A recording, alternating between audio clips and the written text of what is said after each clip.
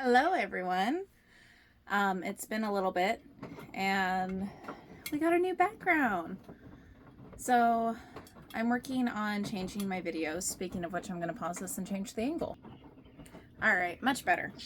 So I was thinking, and sitting here doing reviews and things, we kind of need something to do while doing it. So while I do these video reviews, we're working on crafting. In this case, this is a blanket for the animal shelter. I'm hoping to make it like a medium dog size, but as you can see, the lighting in here is horrible. This is actually a very bright baby yarn rainbow. It's by Burnett, I think is the correct term. It's a nice little rainbow ball. So let's talk books. In this case, it's by, I believe, Grant Henrik. It's How to Sell a Haunted House. So, wow. Let's start with that. Wow. When I started the book, it had really good reviews. And, of course, some people loved it, some people didn't. I myself almost DNF'd this one, which was kind of funny because of the fact that I actually, by the 51% mark, decided that the end of the book, if we split the book in half, the first half of the book would end up being a 1-star DNF kind of thing. The second half was 5 stars completely.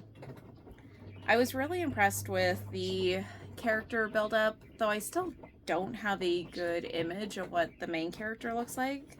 Her brother, yeah, they went into great details about his description, the child, the cousins, the aunts. So I don't know if I just blocked it out or if it actually wasn't there. But the buildup of the story was pretty good. I do want to warn you guys, obviously being a haunted house, there's ghosts and things. But what I did not know, and honestly I probably wouldn't have bought the book, I would have just borrowed it because of this. There is child harm. So there is I just dropped my stitch. There is attempted murder for a child in this. There is a child death. It's difficult because the murder part, it doesn't play a big role in it. It's just like a chapter or two. I'm losing all my stitches here. But the child death ends up playing a very big part in it. These are 2 different characters that this has happened to. So if that's one of the things that you can't read, you can skip over the attempt, but the end, it doesn't go into a great description, but it's enough that you can't skip it without just not finishing the book. So let's talk about plot. Basically, you got this mom, and I'm horrible with names, so who she's sitting there talking to her 5-year-old daughter. It's about bedtime, and she gets a call. And these are not spoilers. This is literally like within the first chapter after the prologue. And she finds out her parents have died.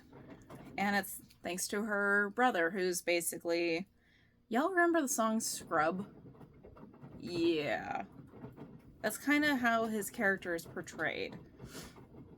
So she ends up having to go and tell the child's father, her child, that he needs to take the kid for a couple weeks so she can go work out the funeral, settle her parents' house thing, all that. And she's just in shock. I mean, she just found out she lost her parents. So she gets to the house, and this is where we find out that her mother is a puppeteer. I really hope you guys understand how weird that is. If you're a puppeteer, I'm not dogging you at all, but for this story, this is extremely weird. Not only is she a puppeteer, but as any diehard of anything, she ends up making her own puppets. Yeah. They're not cute, sweet puppets. They're creepy. So there's this one in there that is like the puppet's the main character. Sorry, my heater just came on and I started freaking myself out there.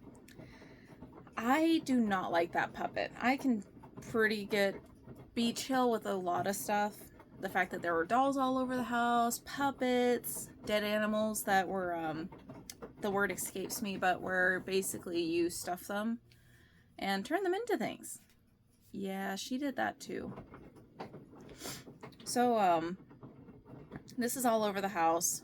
The main character and her brother are fighting because he wants to go and just trash it. She wants to go through it. She doesn't want him to win because she's like an over-obsessive, compulsive controller. Basically, if he says right, she tells him it's left and tells him every single thing that's wrong with his choice. So they're working through that. And this story is really good at that halfway point. Like, it just changes. The beginning, honestly, I feel bad because the plot was building up for the first half, but there's just this irritation I have where the author will go, he said, she said, he said, she said, he said, she said. And this went on for what felt like chapters. So it wasn't like a little paragraph here or a little paragraph there. No, it actually felt like it went on for 2 chapters. So I don't know if I'm being over dramatic in that, or if it's just my feeling, or if it actually went on for 2 chapters. But that was enough that I legit almost DNF'd it. I actually put it down at one point because of that. So it doesn't really do it at the end again. There's one instance where it does, but it's not as long and drawn as the first couple times, which was good because I expected a lot out of this book. And it's weird because what I expected was not what I got, but I feel like my expectations were met. So it was a little interesting because I kind of guessed the plot. The author did enough build-up and gave enough hints to kind of tell you what was going on. But then again, it didn't go the way I expected. I did like the, sorry. What is it? The twist at the end? That was good. But the puppet's obsession, it was creepy. It was creepy. Like, I'm glad I don't have kid toys in my house anymore. It was creepy. So all in all, I ended up giving this book a 3 out of 5 star rating. And, you know, if I'll admit that just he said, she said, he said, she said thing back and forth just like that, it bugged me. It bugged me a lot. And honestly, that was partly why the rating was so low. I just can't get over it. It kind of ruined the story for me. But the plot was really, really good. And honestly, after reading this book, I will definitely be reading more by the author. So, you know, it didn't ruin the author for me, just kind of mess up the book. So if you're looking for a little bit of a haunted possession, brother-sister bonding, getting back together thing, definitely highly recommend How to Sell a Haunted House. It was with enough detail. I feel comfortable saying like a teen, preteen appropriate, but anything under like 14 probably shouldn't read this one without like a reading buddy, an adult reading buddy, or a teen reading buddy. Someone who can say, oh, hey, this part right here is not appropriate. We're going to skip it. But overall, the book was pretty good. I was impressed with it, and the wording was easy. It was a very light writing style, so super easy to read, easy to remember. It was, the way the author wrote it, it was easy to get wrapped into the story without becoming obsessed or forgetful. So all in all, I was impressed. How to Sell a Haunted House was pretty good. It's just that one thing I couldn't get over. So, you know, do I recommend the book? Absolutely. Do I think I'm going to read it again? Probably later on in the future, but not something that I'm going to pick up this Halloween season. By the way, I got it on Amazon hardcover on sale, so definitely keep an eye out for that. In addition to that, I think that's pretty much it. The character's good. 5 out of 5 on them. The Great Aunt was definitely my favorite.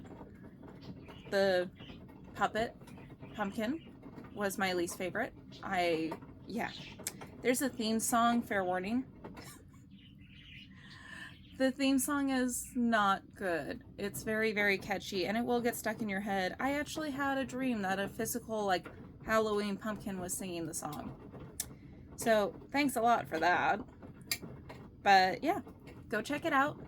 Borrow it from the library, get it on Amazon. Try the audiobook. I did both. I actually read part of it, and then I did the audiobook as well. And the audiobook was really good. The narrator did a very good job. I was impressed. So, go check it out. Tell me what you think. And don't be afraid to go and put it on the other platforms. All right, guys. Bye.